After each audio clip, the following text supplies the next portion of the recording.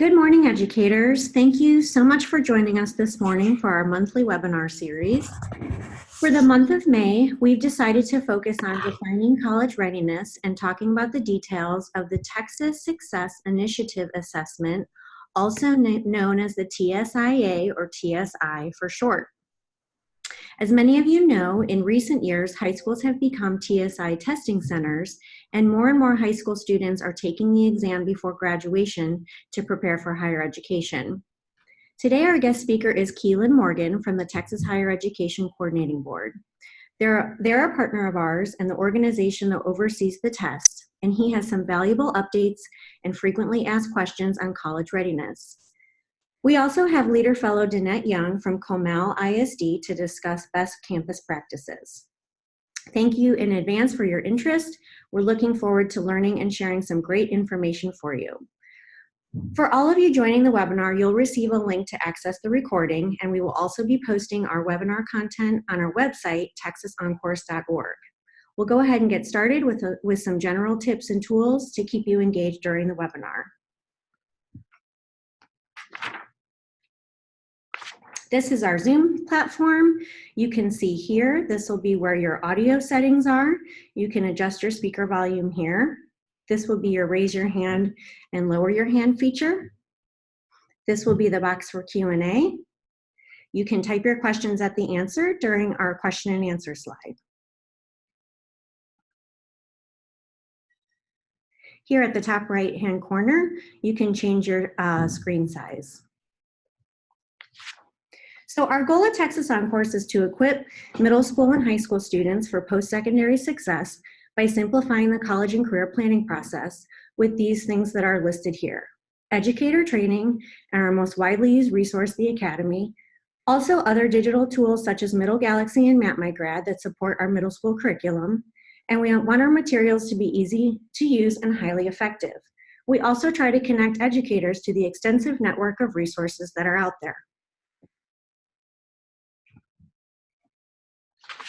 Texas OnCourse is a UT Austin-led initiative created at the request of the Texas legislature that works in partnership with the governor's Tri-Agency Workforce Initiative.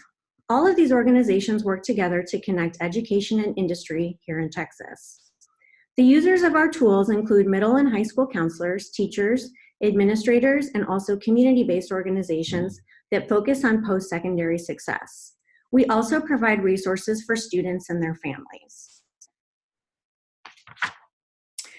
So there's lots of different things we do. All of them focus on addressing the gaps during transitions, all with the goal in mind of simplifying college and career planning, all of which support our ultimate vision that all students, no matter where they come from or where they're going, have a plan for what's next.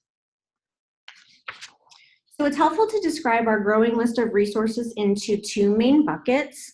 The first being digital and in-person professional development resources for educators.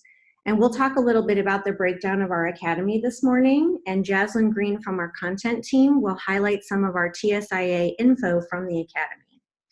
The other bucket is our college and career exploration tools I mentioned before that support these efforts starting as early as the middle school grades. So today we have over 11,000 educators across the state of Texas that are registered and using our digital learning platform and resources. Those educators are represented in over 3,000 schools in over 900 districts. So we have seen some wonderful growth. The Texas OnCourse Academy consists of 30 college and career advising topics in 4 different content areas listed here. Career path or post-secondary planning, financial aid, career planning, and also advising special populations. Each content area has learning modules and badges that are gained through the learning process, but it's helpful to know that these are the major areas of learning within our Academy. So I just want to quickly go over our agenda this morning. We will start with some quick introductions with all of our panelists. We have over 50 people registered for today's webinar. And then Jasmine Green, our Associate Director of Content, will highlight some of our resources from the TSIA learning module. And as I mentioned, our expert guest speaker today on college readiness and the TSIA is Keylan Morgan, Program Specialist in Developmental Education at the Texas Higher Ed Coordinating Board. And then we have one of our leader fellows, Dannette Young, Academic and Career Advisor at Memorial Early College High School and Comal ISD. After our expert speakers have a chance to share, and then our attendees can pose a question for the panel to answer. So we've allowed some time for Q&A and wrap up at the end. So we always do a quick introduction, and I'll start with my own. My name's Laura Coogan, and I'm Senior Partnerships Coordinator here at Texas OnCourse. And my background is in K through 12 counseling and advising, and I work closely with our school districts and their implementation of our middle school resources, as well as our fellows and counselors using the academy. Jazlyn? Hi, I'm Jasmine Green, the Associate Director of Content and Resources on the Texas OnCourse team, mainly supporting to make sure that all the information we share in our tools and resources is accurate, up to date, and provides relevant information for your practice. Background in K-12 with helping students figure out what they want to do in terms of post-high school. Good morning. I'm Keylan Morgan, Project Specialist with the Division of College Readiness and Success at the Texas Higher Education Coordinating Board. Our function is to support institutions across the state with students gaining access to, supporting them through, and completing programs of higher education. Good morning. My name is Dannette Young. I am the Academic and Career Advisor at Memorial Early College High School, and I support our staff, our faculty, and all grade levels in helping our students plan for post-secondary readiness. Good morning again, this is Jazlyn. One of our goals at Texas OnCourse is to ensure that the Academy includes infographics that you as counselors, advisors, and educators can download, print, and immediately use in your advising sessions as well as teaching sessions with students and their families. The resources we would like to highlight today are the TSI Assessment Process, College Readiness Benchmark, and Interpreting a Diagnostic Score Report. The first infographic we'd like to highlight is the TSIA process. This infographic provides a great visual of the overall process students take when completing the TSI assessment. As you can see here, if a student does not meet the college readiness threshold, the student will be required to take one of the two diagnostic assessments. A common misconception here for students is that they're under the impression that they may have to take 3 different assessments when that's not the case. Based on their scores, students will take one diagnostic assessment in the same sitting. This infographic is located in Unit 1 of our TSI assessment module on the About the TSI Assessment page. The next infographic is our College Readiness Benchmark infographic. This infographic includes college readiness benchmarks recognized in Texas. Students who achieve a composite ACT score of 23 or higher with at least a 19 on the English test and at least a 19 on the mathematics section will be exempt from taking the TSI assessment. With the SAT, students are exempt from the TSI assessment with the minimum score of 530 on the mathematics section and a minimum score of 480 on the evidence-based reading and writing sections. This infographic also includes minimum passing college readiness benchmarks for the TSIA assessment itself. One thing we'd like to highlight here is that you may get students who have been accepted or provisionally accepted to a 4-year university, but they still require to take some portion of the TSI assessment. So this can be really confusing for both students and their families since they've received the acceptance and they've already taken an SAT or ACT. So in situations like this, it's helpful to explain to students why they're being asked to take the TSI assessment and reassure them that it's truly a placement assessment, so it does not hinder them from enrolling into the college if they don't meet these college readiness benchmarks. This infographic is located in Unit 7, Preparing Students for Post-Secondary Pathways, and our Basic Principles of Post-Secondary Pathways module. The last infographic we would like to highlight is entitled Interpreting a Diagnostic Score Report.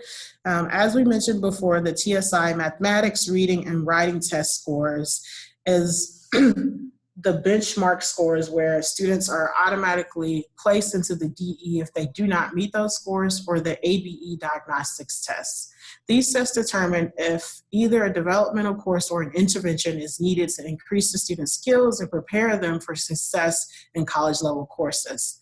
This infographic explains the proficiency levels for the DE diagnostic score report.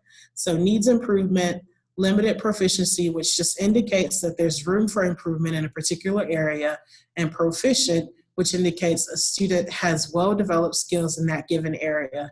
For information on how to interpret the AB diagnostic test scores and access this infographic, we encourage you to visit Unit 6, Score Interpretations of our TSIA Assessment module.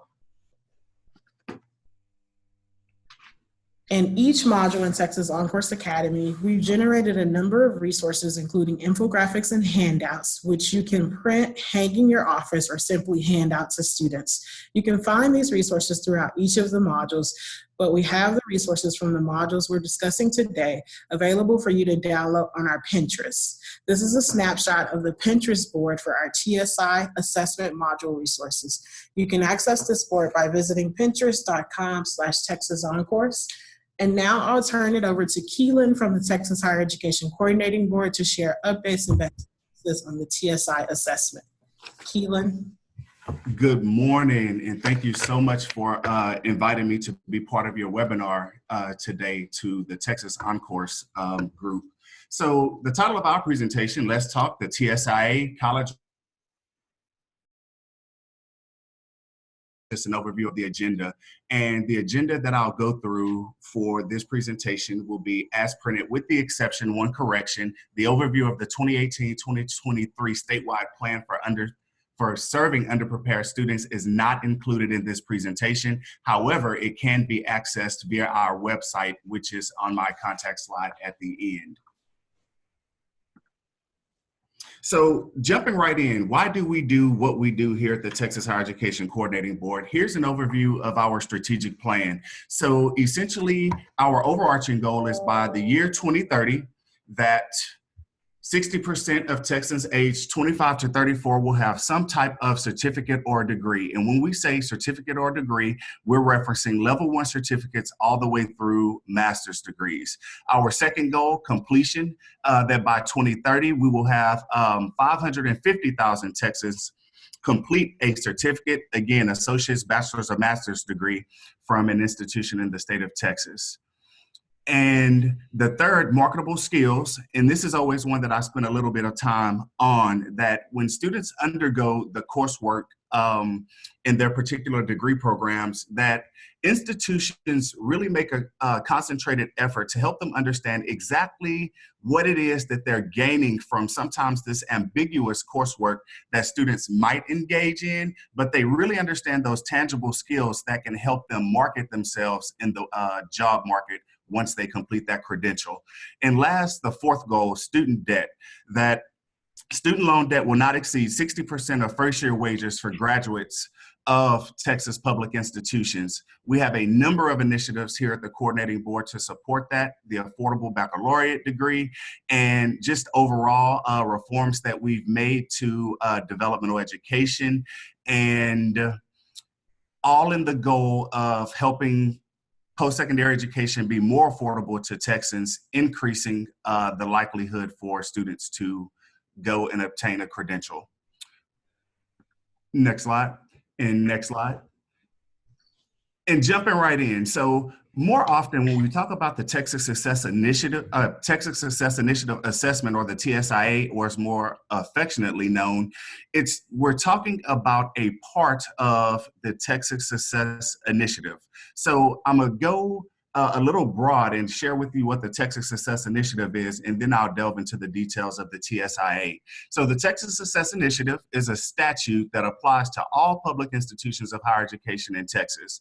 It has two major components in which institutions have to follow. The assessment piece, that's where the TSIA comes in, and I'll explain that in the future slides. And it's also a piece in there where institutions are required to advise and develop an individualized plan for academic success for those non-exempt students and those students that do not meet the college readiness standards on the TSIA. So they have to create an individualized plan for the student to understand how they need to become college ready. And note, an institution may not use the TSIA as a condition of admission to the institution or as a condition of admission to a specific program. So in the field, I hear often from K-12 counselors, college advisors who work with students that sometimes that's a perception that, well, they didn't pass the TSI, so they were declined admission. This is your empowerment that they cannot use the TSIA as a condition of admission. So be clear that the student really understands that and that the situation is fully understood. Next slide. And the TSIA. So as of 2013, the TSIA is the only assessment instrument approved here at the coordinating board for institutions of higher education to assess non-exempt students' readiness for freshman level academic coursework. The TSIA, as you may know, has 3 subject areas, reading, writing, and math. And the writing section has 2 components, the objective section and essay. So what Jazlyn talked about in that infographic where she was talking about the process of the TSIA or the TSI, the pre-assessment activity, I'll highlight what is that pre-assessment activity supposed to do. All test administrators, any authorized test administrator that can offer the TSIA, they must have a pre-assessment activity. And it should do these 4 things: explain the importance of the assessment in the student's academic career, assess the process and components and including practice questions. So particularly in the K-12 context, in the PAA, if a student attempts those questions and they don't feel comfortable, they're not getting them right, that might be an opportunity for the student not to sit for the TSIA at that time, but undergo some additional practice and intervention to help them prepare for the TSIA. And the third and fourth are primarily for the IHEs, which explains how a student needs to be, what a student needs to do to become college ready. So it explains to them their developmental education options, including co-requisite models, non-course based options, and other interventions that the institution may have. And last but not least, the pre-assessment activity should include institutional resources available to the student to help in their success as well. And note, DE, as I said, like 3 is only for institutions of higher education, that the student must be high school complete in order to go into any type of developmental education course or intervention. Next slide. And delving into the pre-assessment activity a little bit more, that understand that the test administrator, the ISD, or the IHE may create their own pre-assessment activity. They can use one from another Texas public institution of higher education, or they can use the one that we actually sponsor and fund here at the coordinating board, which is developed by Quirium, and their information is there and how to access that. Note that the Quirium pre-assessment activity meets all of the requirements that I talked about in the previous slide. And here's a caveat. So test administrators, you may develop local policy regarding the pre-assessment activity policy with regard to students who are retesting on the TSIA. Let me clarify. We're not talking about you get to determine what happens on the TSIA itself or how the student takes the test. Those rules are firm. But when it comes to the pre-assessment activity, if the student takes the pre-assessment activity at their initial setting, and let's just say they're not successful on the math portion, the test administrator may say, well, you've already taken the pre-assessment activity, so you don't have to redo usually about the 15 to 20 minute pre-assessment activity before going to reattempt that next section again. Next slide. So the Texas Assess Initiative Assessment is computer adaptive. In the infographic that Jazlyn went through, the first 20 questions per subject area yield what we call the placement test score. That's that 310 to 390 score. If the college readiness benchmark is not met, the student must complete a diagnostic. And the diagnostic is very important because it provides feedback on the specific areas of strengths and weaknesses. And it breaks it down in a very granular fashion for those working with the students to be used in a variety of ways, particularly in the context of K-12.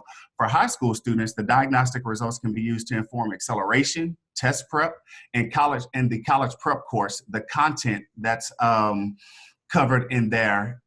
And note the college prep course, Texas Education Code, that references there as well.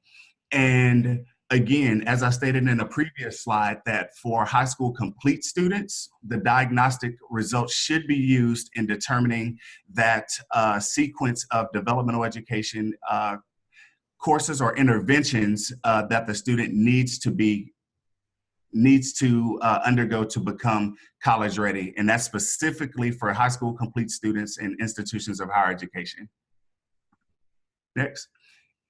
And here's a point I want to point out, and I just caught it in the Texas OnCourse slide where the TSIA college readiness benchmarks were listed. The reading and the math were inverted.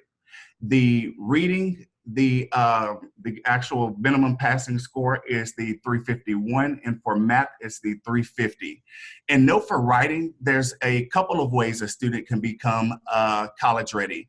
If they score 340 on the objective section and a 4 on the essay, the student can achieve college readiness that way. Or if they have less than a 340 on the objective section and an ABE diagnostic score greater than or equal to 4, and an essay score greater than or equal to 5, the student is also college ready.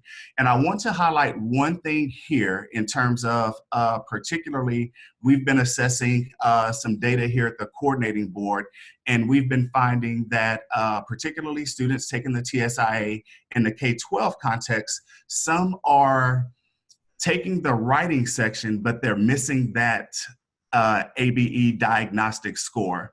And why do I highlight that? It's very, very important that the student has the objective score, and if they have a objective score that warrants a diagnostic score, and that's whether it be for reading, math, or writing, it must be attached to that objective score. They must have both in order for that to be a valid score.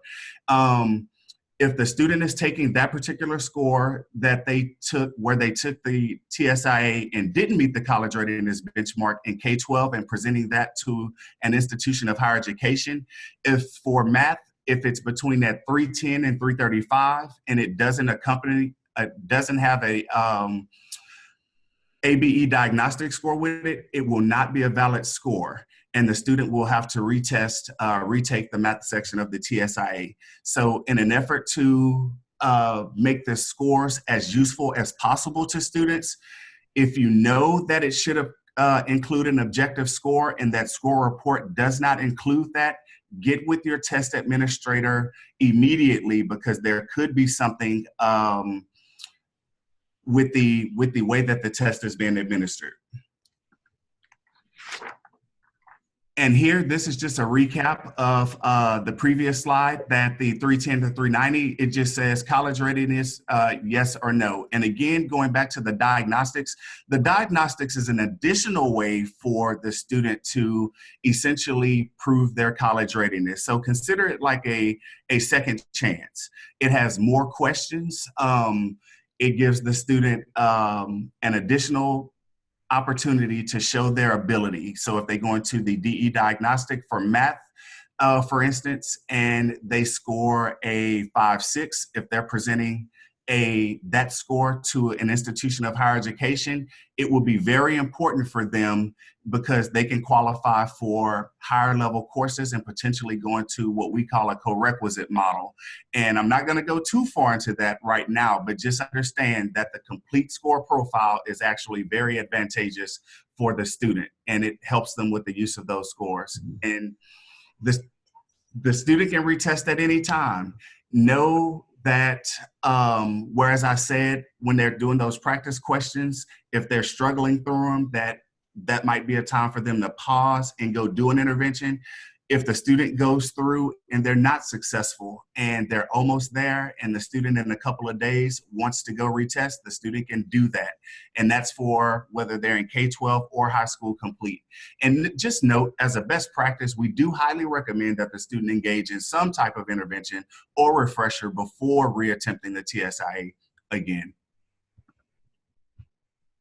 And here's just the list of resources that we support here at the coordinating board, and one that I don't have the link to, but Khan Academy is really, really good, and we highly recommend that one as well. We encourage you to work with your dual credit partners if you have those in terms of support material that they may have for students to prepare on the TSIA as well. If you're not already a TSIA testing site and you're interested in becoming one, I have the links to, and they are live links, and it'll get you to the documentation that you need to contact the College Board representative, Kathy Montanese, and she can assist you with the process of becoming a testing site. And real quick, I'll go back, and I just remembered in our run through, Jazlyn asked me to talk about the benefits of being a testing site. If you are a testing site, again, you're giving your students that opportunity to demonstrate their college readiness. I'll talk about exemptions in a little bit, but we know that the TSIA is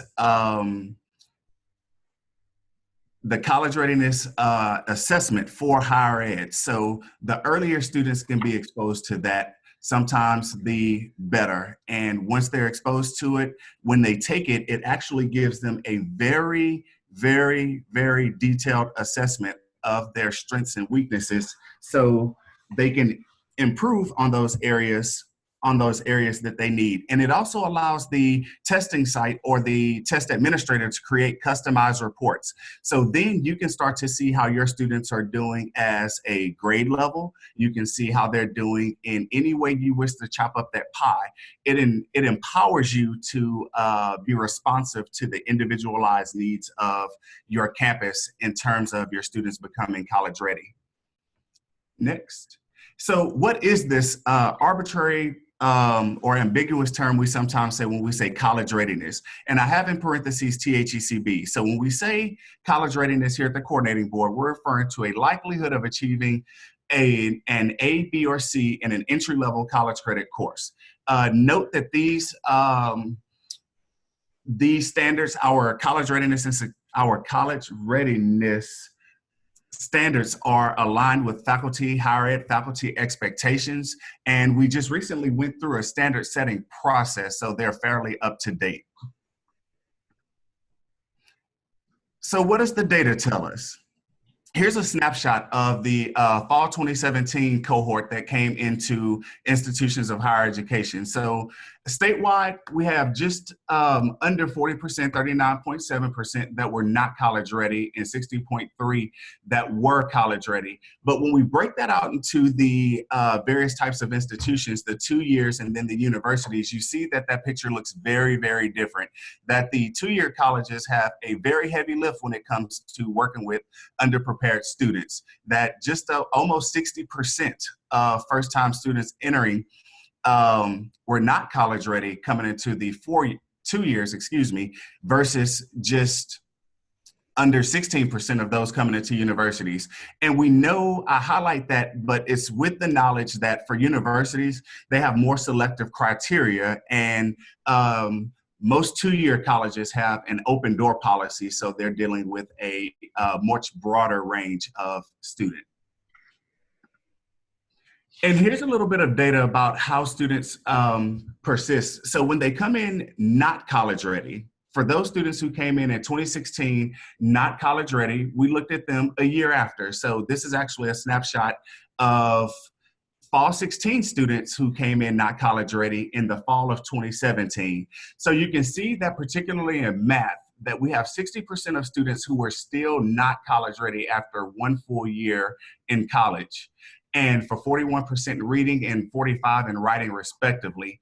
And the shaded blue areas represent those students who either completed a first college level course or they retook the TSI. The dark blue represents those who either retook the TSI, they completed a developmental education sequence, and became college ready. However, noting that what I want to highlight is preparing our students to be college ready is very important. The data is, I don't have the data in this presentation, but there's huge percentage gaps in terms of the graduation rates, particularly of those students who come into, whether it be a 2-year or a 4-year institution, college ready versus not college ready. So definitely a strong encouragement for K-12 institutions to utilize their tools and their capacity to help students demonstrate THECB college readiness prior to graduating. So how can a student demonstrate college readiness? Of course, we have the TSIA. We talked about, Texas OnCourse presented ACT, SAT, and note for the STAR EOC, it's only the English 3 and Algebra 2 level 2 scores of 4,000 or better.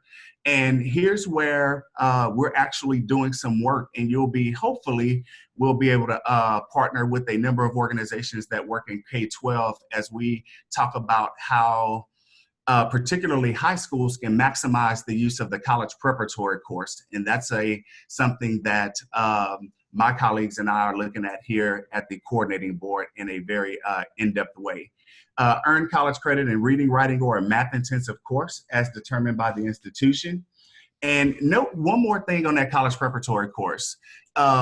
It's woefully underutilized. And when we look at the number of exemptions reported that IHEs are reporting students coming in with for the college prep course, for the thousands and thousands and thousands, hundreds of thousands of students that we have across the state, I don't even think we had 1,000 exemptions for the college prep course reported in, I believe it was either 2016 or 2017, in both, I think. So understand that if you are a high school and you're under the sound of my voice, I highly, highly encourage you to promote the utilization of the college prep course, because it gives the students one more way to demonstrate college readiness prior to high school graduation. And again, I can't stress enough that there's disparities in graduation rates in terms of those students who come in that are college ready versus those that are not college ready. And note that our definition of college readiness totally differs from that of dual credit eligibility, and then when the TEA definition of college readiness, post-secondary and college and career military readiness. And I'll highlight those really, really fast. So with dual credit eligibility, what I'm going to note here is not a college readiness benchmark. Ironically, I was just perusing the internet today and came across an article where I saw a graphic in that article, and it was on a school district's website, actually, where it was actually referring to the dual credit eligibility standards in place of a TSIA exemption. But note that dual credit eligibility is not a college readiness benchmark. It simply allows students to enroll in the college level course. The student is not considered college ready until the successful completion of the college level course. And that's with a grade of an A, B, or C. In this slide, and this will be the last slide that I just really, really highlight, but the italicized is where you see three different categories. You see highlight, you see italicized, and then you see just plain text. So where it's italicized is where the TEA and the coordinating board, the THECB, we may align in terms of whether or not we both consider those as a college readiness indicator. However, where it's highlighted, meet criteria, SAT, TSIA, college prep course, and reading and mathematics, we're good. Note that in the next bullet, the 3 hours or more in ELA mathematics is italicized. It's all, and those are referring to courses completed in dual credit. It's all in how the receiving institution articulates that particular course on the transcript. So though it might need a TSI satisfaction to take that course, if the institution doesn't articulate it on their transcript in that way, the student would not be considered college ready, my apology. And an earned associate's degree, we do acknowledge that as well. Completing an OnReps course, again, that's in the same bucket that I refer to the dual credit course. It's all in how the institution, if the student accepts that credit, how the institution articulates that on their transcript. And the last piece, meet criteria on 3 of AP or 4 on IB exams, again, all in how the institution articulates that. So where this gets confusing is where in K-12 accountability, all of these are used as college readiness indicators for the higher education coordinating board. When you transpose that into the institutions of higher education, the highlighted areas, where the bold text, that's fine with the meet the criteria, but in some it's conditional. So if you ever have a question about that, feel free to reach out to us or contact the institution directly. And on the next slide is just an overview of the career military readiness standards outlined in the CCMRs for K-12. Next. And last, I'll highlight the anticipated changes with the TSIA version 2.0 that will be coming online in fall 2020. So we're almost less than a year out from its implementation. We will be integrating reading and writing to be more in line with SAT, ACT, and secondary education with STAR testing. And note that this is particularly specific to institutions of higher education, but we'll be expanding the current delivery of integrated reading and writing to all levels of developmental education in higher ed as well. We seek to improve the transportability of test results. As of now, we only have cross-institutional reporting. However, we seek additional mechanisms to be more like the SAT in terms of a student being able to send their scores with this revised assessment. To reduce the diagnostics to one test. Under the new TSIA 2.0, there will not be an ABE diagnostic and a DE diagnostic. There will just be one diagnostic that will yield that that level 1 to 6 score. And last but not least, as I stated, the anticipated effective date is fall 2020. And my contact information is there. And I apologize for going over. Note there, the only thing on this slide, the TSIA is being proposed in a number of bills in the legislative session that we're currently in for K-12 accountability and ESSA testing. So note that we'll be doing a lot of work. We're here to support you all as well with the TSIA. And if you have any questions or concerns, feel free to reach out to us directly.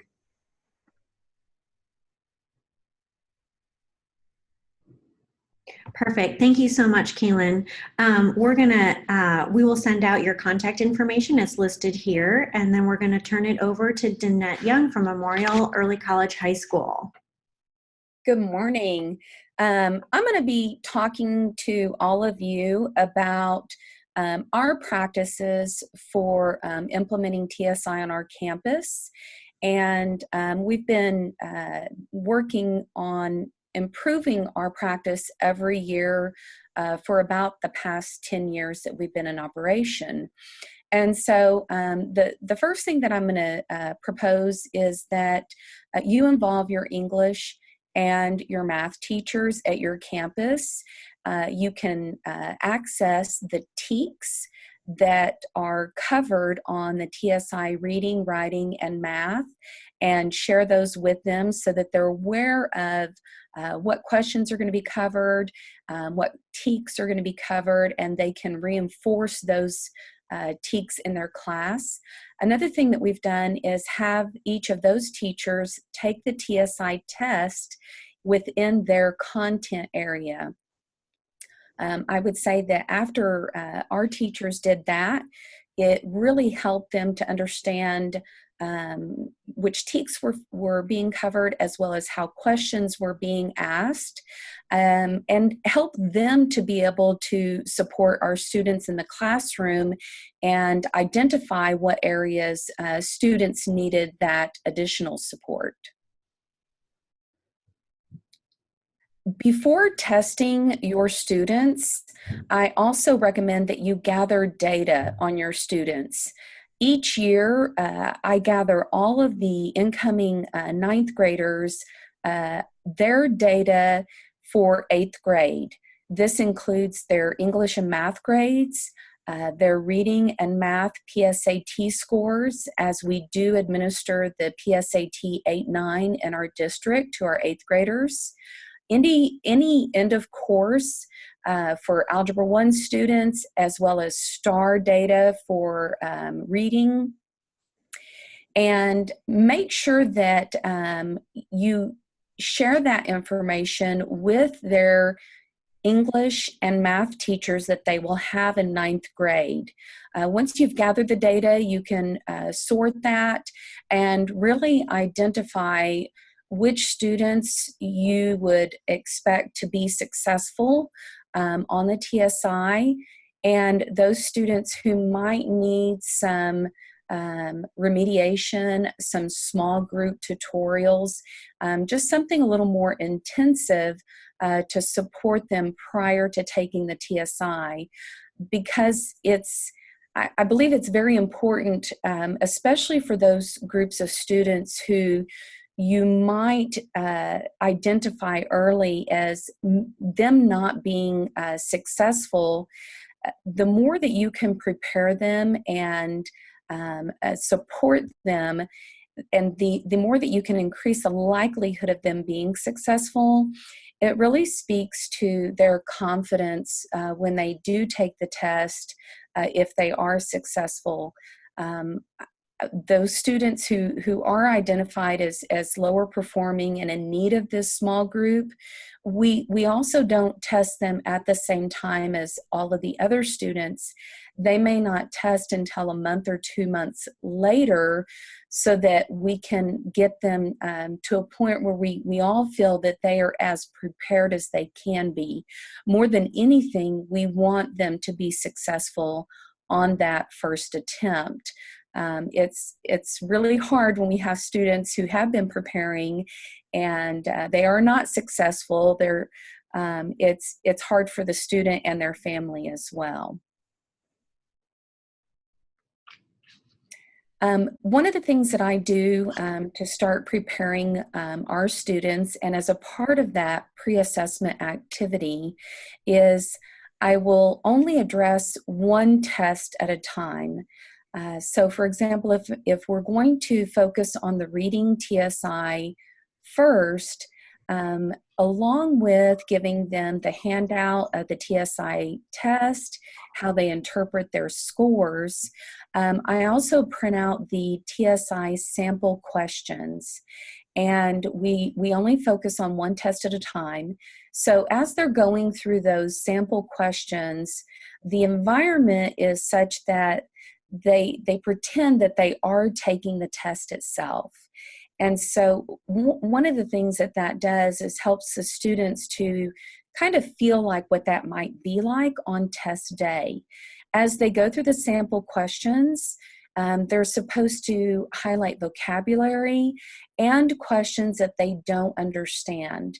And that gives them an opportunity afterwards to talk to their English teachers about those specific questions and understand them better, as well as to take those vocabulary words and create flashcards so they can begin studying them, because most likely that same vocabulary is going to be on the test itself. Again, we do the same thing for the math. We print out the sample questions, have them take it as if it were the real test, and go through all of the questions and highlighting the ones that they do not understand how to solve. The other thing that we do differently with the math questions is once they're done, then they work in small groups where students who did understand a question help other ones that struggled with something, as well as, again, take it back to their math teachers and get help. For the writing TSI, I print out the TSI essay guide. I also have a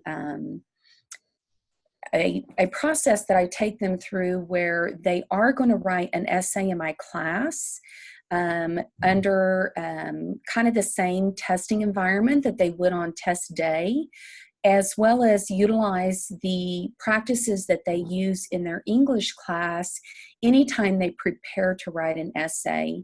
And so if that means creating a graphic organizer or organizing their ideas in a certain way so that they prepare for that, they do that as well. And in the essay guide that I provide them, it talks about some transition words as well as transition sentences that are good for them to use. And I think that one of the things that we have found that really is part of students being successful is them really working towards writing 600 words. The test doesn't require that.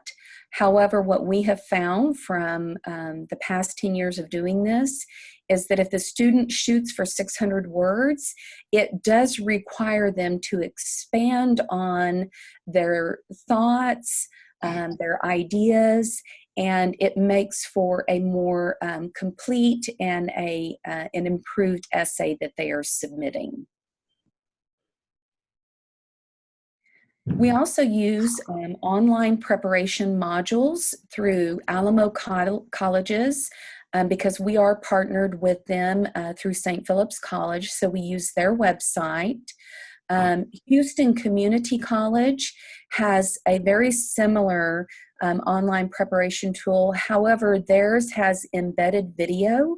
And so for those students who do best by having someone speak to them versus just reading the content, I highly recommend that one. And we also used Austin Community College's modules online. In preparation for our test days, when we are ready to test, remember that you do have to train your testing proctors. They do have to be certified, and the way that you go about that is just following the information that is within your accuplacer.org login and following the steps to set up an account for your proctors. And then prior to them being able to proctor an administration, they do have to complete the training and certification test within their own login. The next thing that I do is establish a schedule of testing. I don't test all of my students at once on reading, math, and writing.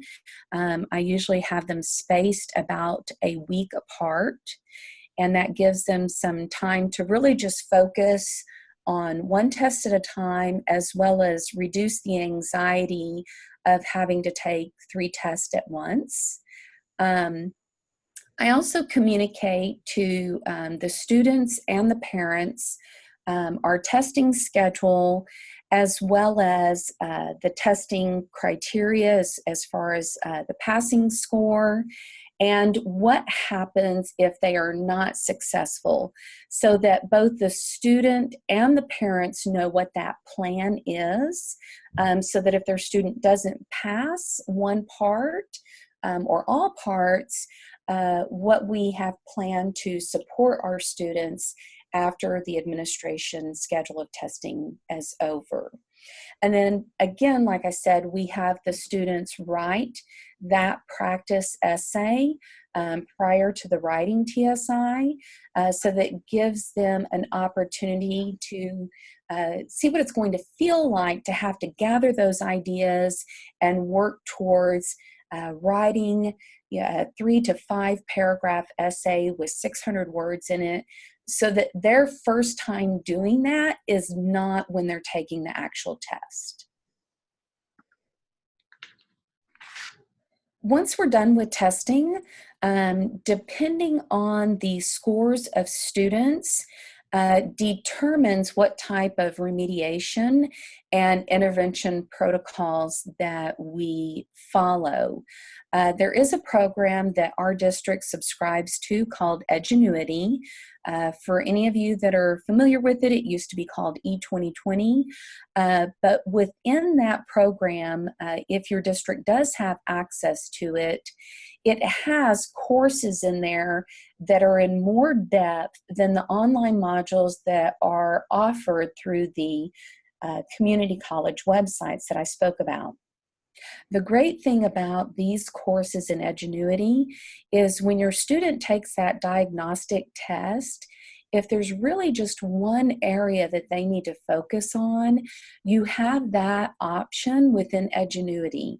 You don't have to enroll them in the entire TSI reading course unless it's necessary. You could select a smaller, shorter area that's more intentional for the area that they need to develop in.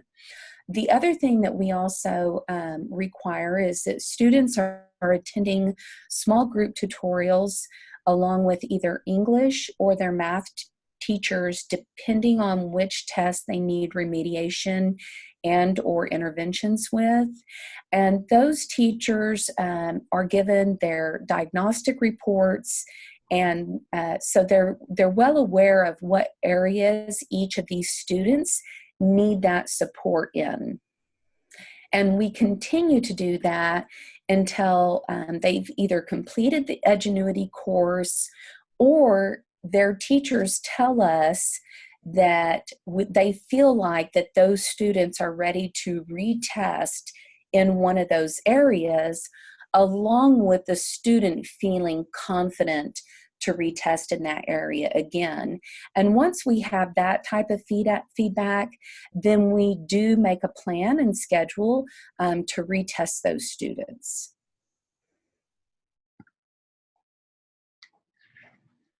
Great. Thank you so much, Keylan, and thank you, Dannette. That was great information about the TSI assessment and also best practices.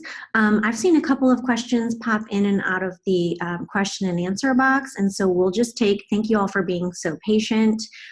This is the time where we will kind of go over those and make sure that we answer your questions, and our experts have a chance to answer those as well. So Jazlyn and I will take a look at the questions and make sure we get those answered for you. Right, this is Jazlyn again. Carrie asked the question, and Keylan, this is really geared towards you. It says, our high school has a locally developed college and career readiness course that all 10th graders take. Would that count as a college preparatory course for TSIA exemption? Oh, wait. No. In 10th grade, no. It has to be in place. It has to be at the point that they have been tested and determined to not be college ready By the end of their 11th grade year. So it's really for seniors that they'll be engaging in the college prep course. And again, I put the Texas Education Code reference in there, and it has the specifics for the course on the eligibility and how it should be laid out. And if you hear another voice, I have a colleague in the room who's also an expert in this area who might chime in as well, Dr. Suzanne Morales-Vale, with me as well. So if you hear a random voice pop into the conversation, don't be alarmed. I didn't morph. Can I just add just something real quick? This is Suzanne. There is a bill right now that possibly will allow an 11th grader to take the college prep course. Now, like all bills, we don't know, what the outcome will be once the legislative session is over. But, just be aware that that's out there. If that does pass, then certainly we'll make sure and get that information out. And of course, TEA will also get that information out. And that certainly will be another opportunity for students to attain college readiness prior to graduation. But specifically for the question, the answer is no. It would have to be the college preparatory course as outlined. I believe it's in TEC 28.014. Great, thank you. Thank you both. Joe Castillo, if you're still on, is there any way you can clarify the question you have? It looks like it's a question geared towards Keylan's PowerPoint, but I'm not 100% sure what it's in relation to. And Stacy asked a question about where can I find TSI assessment TEKS alignment? And I'll chime in a little bit and clarify if I'm incorrect or not, Keylan. But I don't believe you guys offer that information. It's when I've seen mainly, it's been at the Education Service Center level or at the school district level itself, but please confirm. We actually have a document that does the crosswalk between the TSIA and the TEKS. It's a blueprint. And it goes into, and I can forward that to you, and you can forward it to Stacy as well. Okay, great. We'll actually share that with all of the participants on the webinar today. So thank you for confirming that information. Great. Was that all the questions, Jazlyn, that you can see? Yes, at this time. Perfect. And you can, attendees can go ahead and add any questions while we're on. I just want to reiterate at the beginning in the chat box, Megan mentioned that we had inverse our reading and math scores, and the reading cutoff score or benchmark is 351 and math is 350. Thank you also, Keylan, for mentioning that during your slides. So we'll make sure we get that corrected. Okay. Oh, go ahead. Sorry. One more point on those on the slide in the writing scores. Mm-hmm. On the second, I believe the first one was fine. The second one, where it said 310 to 390, it should be actually 310 to 339. Where it talks about the second condition where a student can meet the writing benchmark. Okay. All right, we're taking a couple of notes and we'll clarify everything. We do a follow-up email and we like to highlight some of the resources. We will certainly add in some links and just make any extra notes when we send this out as follow-up. So feel free to add in any questions as we wrap up. We have 3 minutes until we close, and I just want to mention a couple of additional things. As we wrap up the school year, we have one additional webinar set for June 4th at 10 a.m. And our topic is advising students with unique needs and circumstances. And also, if you have attended one of our previous webinars, we sent out a short 10-question survey to see what kind of topics are relevant to you for next year. And we also added some additional questions to that on our webinar format, the amount of time people prefer. And so I will also include that survey in our follow-up email with this recording. We really appreciate the feedback, and we want to kind of finalize our webinar schedule here before summer gets going. Also, we have office hour Twitter chats coming up over the next couple of months. We'll discuss college credits on Twitter May 8th at noon, and then advising students with special needs on June 26th, also at 12 p.m. Central Time. So please follow us on Twitter, and you'll see reminders and announcements on our newsfeed. Lastly, our latest resource we recommend you check out is our data dive, where you can view and compare lots of different relevant data points, many of which we discussed today in our webinar. Things like college readiness, SAT and ACT participation, STAR scores, attendance, graduation rates, and all of those things can be looked at the campus, district, region, and state level. So we've had a lot of interest in our newest tool, especially from administrators and secondary educators. Just a couple of different ways to stay connected. Many of you do this already, but please subscribe to one or both of our newsletters. The Playbook is a monthly newsletter aimed at supporting counselors, advisors, and educators. And then News and Updates is a monthly update on Texas OnCourse that includes information, upcoming events, new products, and things like that. And please follow us on Twitter and Facebook. With that being said, we are right at time. We have 1 more minute left. I just want to say, yeah, go ahead. Jazlyn, there was one more question. Joe Castillo did put his question through for Keylan. He asked the data about students that were college ready. Does that data include all students or just students enrolled in the Texas public post-secondary education? The latter. And I guess when he refers to the data, the statewide data is students who are entering first time in college, students entering in that cohort. And so I guess it's all students entering higher education. And then when we're looking at them a year later, we're looking at that cohort 1 year later. So it's for those first time in college students entering. Perfect. So it doesn't include high school administrations of the TSIA. It's a reflection on those entering as first-time freshmen in higher ed.